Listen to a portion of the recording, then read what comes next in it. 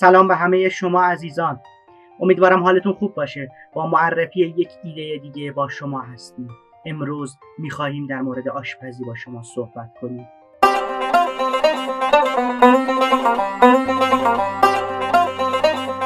قبل از شروع این توضیح رو خدمت شما بگم که این ویدیو رو به قسمت‌های مختلف تقسیم کردیم. زیر این ویدیو میتونید ببینید و به قسمتی که نیاز دارید مراجعه کنید و شاید نیازی نباشه که به همه ویدیو نگاه کنید. شما کلمه آشپزی رو وقتی سرچ میکنید، جستجو میکنید، با خیلی عظیم کانال‌ها و ویدیوها مواجه میشید.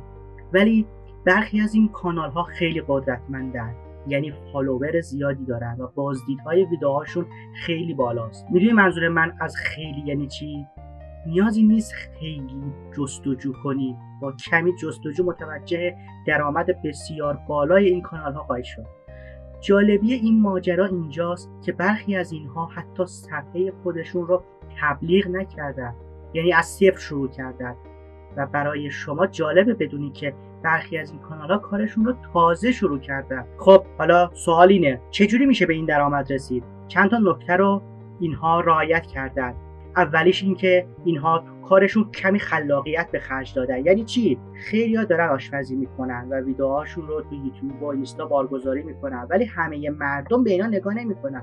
برخلاف عقیده‌ای که برخی‌ها دارن، فکر میکنن که پیشرفت این کانال‌ها به علت جذابیت آشپزه هستشون. مثالی که میگن شاطر از نو خوشگل‌تره.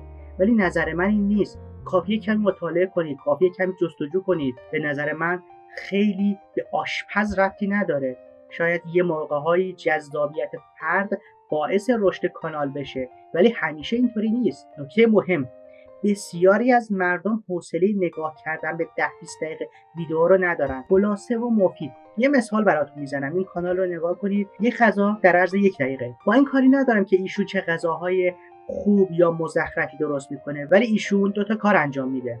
یکی این که مدت ویدیوها رو کاهش داده. دوم این که سبک درست کردن ویدیوها جوریه که حس خوب و آرامش به انسان میده. اسم کانال خودش رو هم گذاشته زاکچوی ASMR. قبلا در مورد ویدیوهای آرامش بخش یا همون ASMR صحبت کردیم.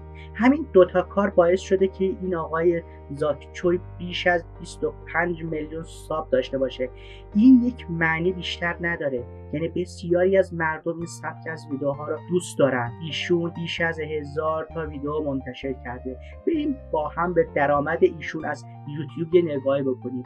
البته ایشون تو اینستاگرام کانال داره و من همونجا صفحه ایشون رو دیدم و قطعا در اینستا هم درآمد داره. اینجا نوشته تعداد بازدید از کانال ایشون دستی روز گذشته بیش از 339 میلیون بوده. البته ایشون ویدیوهای شورت زیاد داره. ما بدترین و کمترین حالت رو میگیم، یعنی با RPM پایین. RPM برای ویدیوی شورت، برای این سبک از ویدیوها چیزی در حدود 50 سنت هستش. یعنی 339 میلیون تقسیم بر 1000 و ضرب در 50 سنت میشه چیزی بیش از 169,000 دلار که خودتون به ریال تبدیل کنید.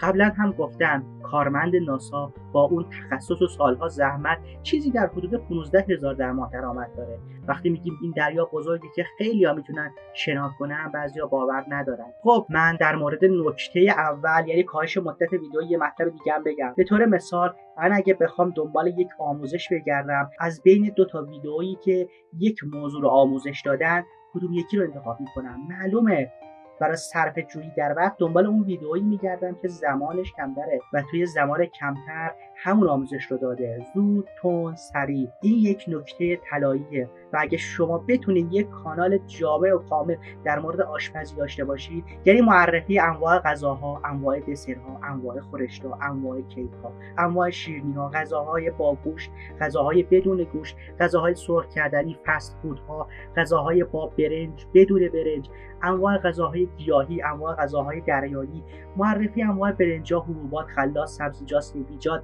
گیاهان دارویی و غیره، روش‌های درست کردن لبنیات در خانه، نکات طلایی آشپزی، نکات کاربردی، خواص غذاها، مضرات، درمان‌ها و از همه مهمتر معرفی غذاهای سالم، البته با یک پلیلیست مرتب که بتوان به راحتی غذای مد نظر رو پیدا کرد. ما چنین کانالی نداریم. یعنی اگر بتونید چنین کانالی بزنید برنده میدون هستید. نکته بعدی، شاید گستره تعداد آموزش غذاها زیاد باشه و شما در کانالتون انواع آموزش ها رو داشته باشید و یک پلیلیست مرتب هم داشته باشید، ولی اگر این امکان رو نداشته باشید یا بخواید تخصصی تر عمل بکنید هم جواب میده. البته داخل پرانتز یه چیزی بگم، نیاز نیست که توی این زمینه یعنی آشپزی تخصص داشته باشید. میتونید از بقیه کانال ها آموزش ها رو بردارید و خودتون با خلاقیت جدید درست کنید. نکته‌ای که میخوام بگم اینه، این کانال رو نگاه کنید، کوکینگ تری، فقط کیک و دسر. به تعداد بازدیدهای بالای این کانال یه نگاهی بکنید. ایشون بیش از 1800 تا ویدیو منتشر کرده. بریم با هم به درآمد ایشون از یوتیوب یه نگاهی بکنید. اینجا نوشته تعداد بازدید از کانال ایشون در 30 روز گذشته بیش از 4 میلیون بوده. RPM برای این سبک از ویدیوها چیزی حدود $3. 4 میلیون تقسیم بر 1000 ضرب در $3 میشه چیزی بیش از $12,000 که خودتون به ریال تبدیل کنید. این هم یه کانال دیگه تو همون سبک.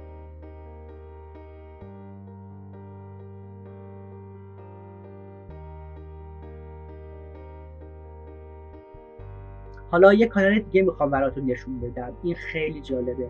یه کانالی هست که 150 تا ویدیو منتشر کرده و نزدیک 400K ساب داره، یعنی خیلی بزرگ نیست نسبت به برخی کانال ها. همینجا یه نکته بگم، بعضی وقتا بازدید ویدیوها ربطی به تعداد ساب پیدا نمیکنه و این یک مورد از اوناست. به تعداد بالای بازدیدها نگاه بکنید. این کانال تخصصی در مورد سیب زمینی ویدیو داره. این کانال تخصصی در مورد سیب زمینی داره ویدیو درست میکنه، یعنی غذاهای مختلف از سیب زمینی. خیلی جالبه. حالا به درآمد این کانال یه نگاهی بکنید. با چیزی نزدیک به 400K ببینید چه درآمد بالایی داره. خب بریم برای معرفی یه کانال دیگه. یه سبک دیگه الان تو آشپزی وجود داره. این کانالیه تو اینستا به نام گوینده جان. توی این سبک تعدادی کانال هست که این یکی از شاخهاست. ایشون داره آشپزی بقیه رو به طور خنده‌دار توضیح میده. شاید نشه گفت این یه کانال آشپزیه، ولی تو حد خودش خوب رشد کرده. در مورد آشپزی در طبیعت هم که قبلا صحبت کردیم که این هم در نوع خودش عالیه. ممنون از اینکه با ما بودید. لایک و سابسکرایب یادتون نره.